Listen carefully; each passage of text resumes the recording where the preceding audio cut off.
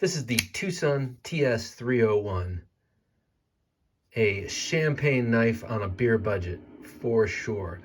I got this one for I think about 110 bucks maybe I think I got this on Amazon a little while back, and they're hard to find.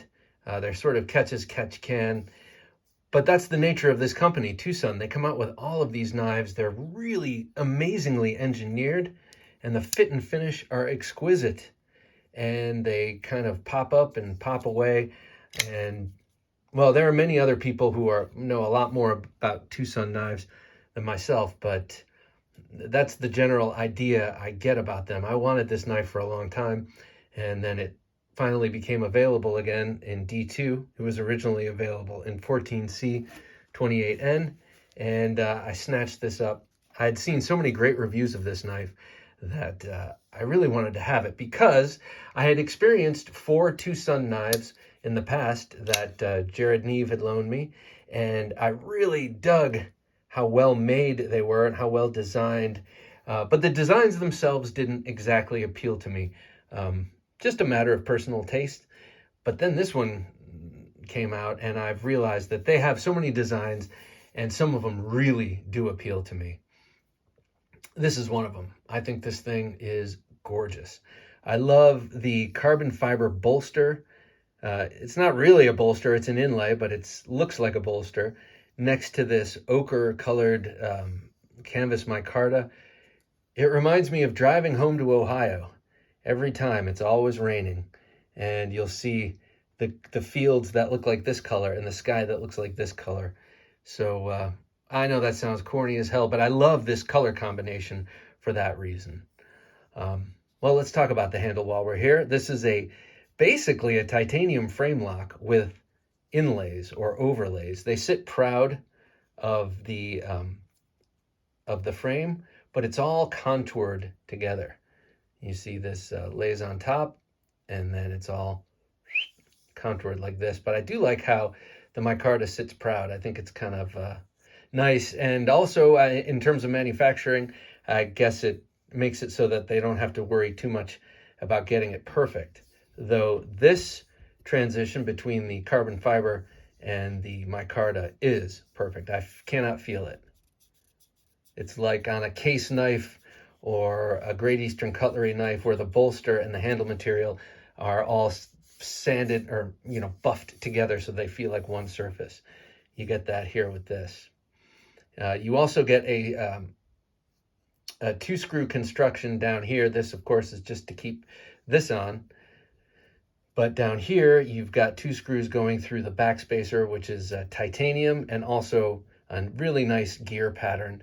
It does not sit proud, this jimping does not sit proud of the frame, but all you have to do is exert a little pressure and it nestles in and grips. This is actually a very important place to put jimping, especially on a flipper knife, but even on this. You want to know that when you're pushing this way with the thumb or this way with your finger, that it's anchored back here and will stay in your hand. And so I do like this kind of gear pattern backspacer. So you get a really stout sort of frame here and a nice lockup and interesting access to the lock bar. It's basically there's no cutout to give it to you. You just get a little rise there, and it's very easy to undo it, but you don't have a big occlusion there allowing you to reach in. You just kind of stick the fat of your finger in there, and that little rise, boom. It's easy to get to. It is one of my very smoothest knives. I mean, I love non-flipper smoothness like this. And I feel like I have quite a few knives now that have that sort of action, and I love it. All right, before we get to the blade, let's look at these blade stop / thumb studs. They sit quite high off of the frame, you can see, so they are very easy to get to. You can easily spidey flick with these because they come to such a peak here and with all that terracing, it just grips your finger nicely. And then with the thumb, it just flies open like a dream. And then seeing as it's the frame lock, if you will, is covered with this overlayer of micarta and carbon fiber. Note the access to the lock bar insert there.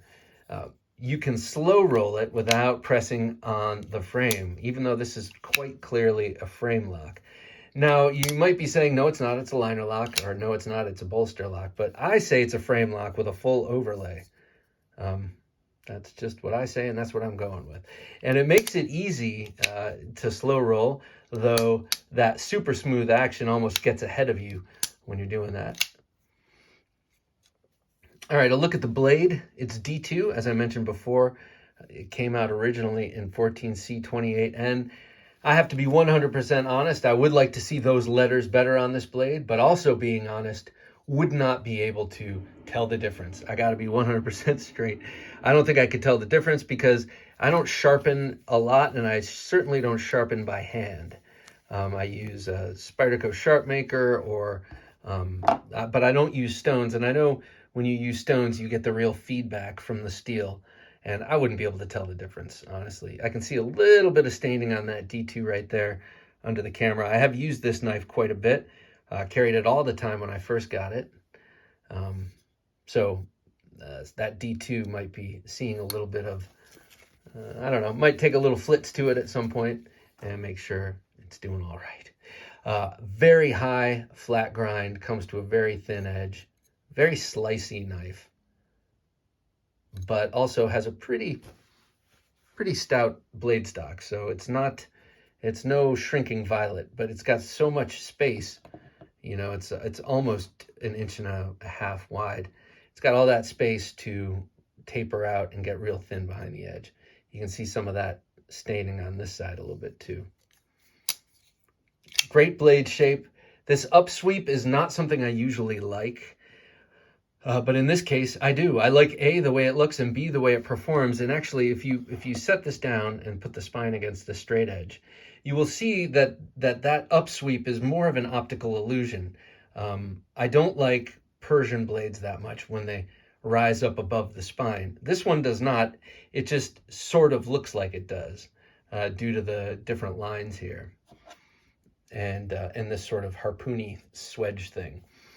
Speaking of that, you got a really nice row of jimping there, almost too aggressive, but hey, I'm not a wimp, right? So I just kind of stick my thumb in there, and it really grabs. Some people might find it too aggressive. I don't. I think it's good. I like those big scoops also. You can see the chamfering on the jimping, which comes up from the blade. That's nice that it's not at a 90-degree angle. It would feel a bit like a saw if it were. Nice big sharpening choil there. It looks like it gets the thumb studs completely out of the way, and a nice wide plunge grind there, or gradual plunge grind. So looks like you have a lot of sharpening you could do to this blade and still have a nice long life and good cutting edge on it. But seeing as I have a million knives and I rotate them in and out, I'll never have to do that with this. Just great action on this. So pleasing to fiddle with. Very nice knife. Okay, I'm glad Tucson doesn't make too many knives that appeal to my taste. I'm glad that they make all these knives and that they're so well done, but I'm glad that I'm not tempted to buy every one of them. However, I've been seeing some lately that have really been ringing my bell, so I don't know. Might have to get into it a little bit more. I just want to do a couple of size comparison knives. Here it is with the Paramilitary 2, kind of similar in shape and length, you know, kind of similar, almost exact, actually. Yeah. And then here it is with the Mini RSK Mark 1, Mini RSK Mark 1. 3-inch blade, 3.5-inch blade.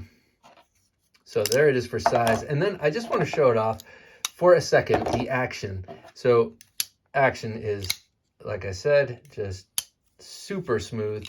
I have a couple of others that are like that, 2 in particular. It reminds me of the Boker Smatchet, which is just, you better get your thumb out of the way because it's closing, like it or not, as soon as you overcome that detemp ball. And then my Knife Modders modded Monterey Bay Knives Turbo. Look at the beautiful job they did on this thing. God, it's so gorgeous. And I love this Statue of Liberty green, this high voltage green. But this knife was super smooth. And then when they gave it back to me, it's even smoother. So even though it's a flipper, it reminds me a lot of the Tucson reminds me a lot of this knife, just because it is so incredibly smooth. And then one last knife I want to show this off with. The Reich Knives made Microtech SOCOM Bravo. So this is Reich Knives. Reich Knife made this knife, and the head of Reich Knife, I can't remember his name now, but he is known throughout the industry, especially in China, as being a wonderful machinist. And no doubt that is one of the reasons why Microtech chose Reich to make their SOCOM Bravos now. But between these transitions, you know, it's nice, but you can feel them. And I'm not in any way dissing this knife. I absolutely adore it. But there are some refined aspects to the fit of this knife that are just go way beyond the cost. I mean, this knife is really premium at a very medium cost, or low cost if you're looking at expensive knives. This one is not low cost. By the way, it also has incredible action. Oh, just caught my finger there, my thumb. So if you like the looks of these Tucson knives, I'd say check one out. They are really, really well made. So this is I guess the 7th Tucson knife I've handled, the only one I own.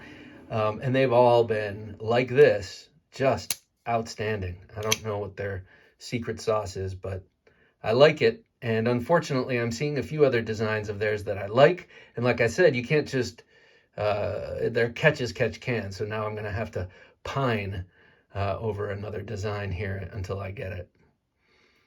But this has been the Tucson TS301. I can't wait till they start giving these things names. I would call this I don't know what I'd call this. I'd call this the Ohio Field, and no one would buy it. So maybe they should stick with TS301. All right, thanks for watching.